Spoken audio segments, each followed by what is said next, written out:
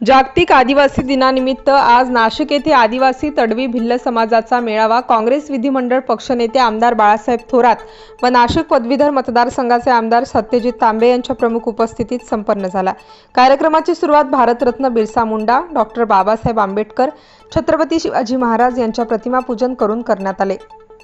आशा तडवी यांनी आदिवासी समाज बांधवांचा सत्कार केला। तसेच उपस्थित मान्यवर बाळासाहेब थोरात, राहुल दिवे, हेमलता पाटील, सत्यजित तांबे यांचा सत्कार करण्यात आला।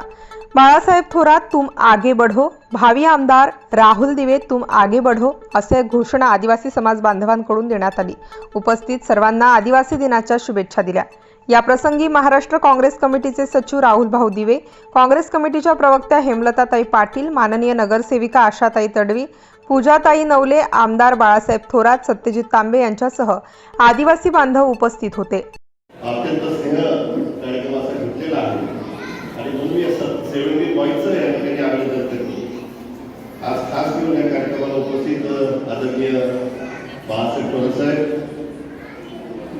त्याचबरोबर आमचे युवा नेते आमदार सत्यजितदादा तांबे, त्या ठिकाणी हेमलताताई पाटील ज्यांनी आता आपलं सुसंचालन केलं, त्या आशाताई तडवी, पूजाताई नवले, पापाशेठ सय्यद, मुक्तार वैशे, योगेशभाई नकाले, दिलीप काका प्रधान, या ठिकाणी 70 पॉईंटचे सगळे सदस्य साहेब। हा कार्यक्रम दरवर्षी तडवी समाजात होत असतो आणि या कार्यक्रमाची खासियत अशी आहे तर दरवर्षी ह्या समाजाचे आयोजन वेगवेगळे असतात। तर यावर्षी 70 पॉईंटचे कार्यक्रम आयोजित केला।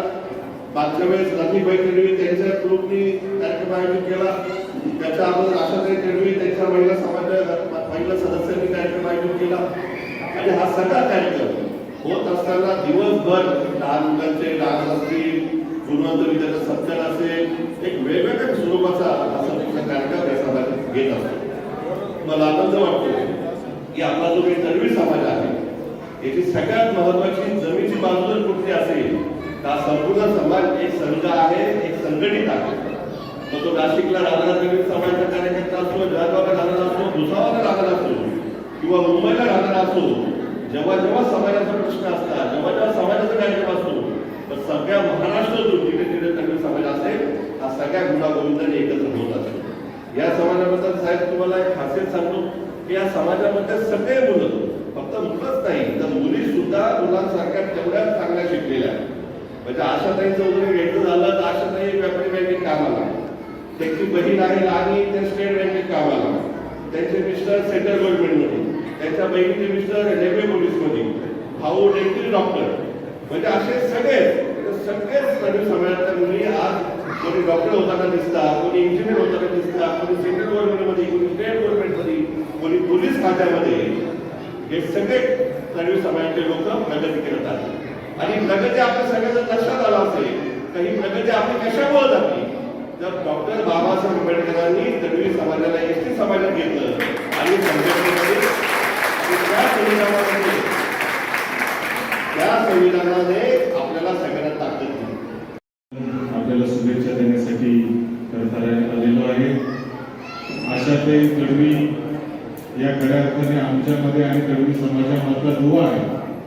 समाजाला आमच्यापर्यंत आणि आम्हाला समाजापर्यंत घेऊन जाण्याचं काम ते आशाताईंनी आजपर्यंत केलेलं आहे आणि म्हणून आम्हाला या समाजाबद्दल अधिक प्रेम आणि अधिकची आमची भावना या समाजाबद्दल आशाताई तुमच्यामुळे आणि तुमच्या परिवारामुळे तयार झालेली आहे। आता भाऊंनी सगळ्या समाजाबद्दल वैशिष्ट्य सांगितलं, त्यामुळे मी अधिकचं काही जास्त न बोलता आपल्याला एवढंच सांगेल का या देशाचे मूळ निवासी असलेल्या आदिवासीला त्याच्या संरक्षणासाठी, त्याच्या अधिकारांच्या लढाईसाठी आणि हे संविधान व्यवस्थितपणे देश चालवण्यासाठी उभं करण्यासाठी आपल्या सगळ्यांना एकजूट होऊन काम करावं लागणार आहे। आणि याच आदिवासी दिनाच्या निमित्ताने खऱ्या अर्थाने आपल्याला शुभेच्छा देतो।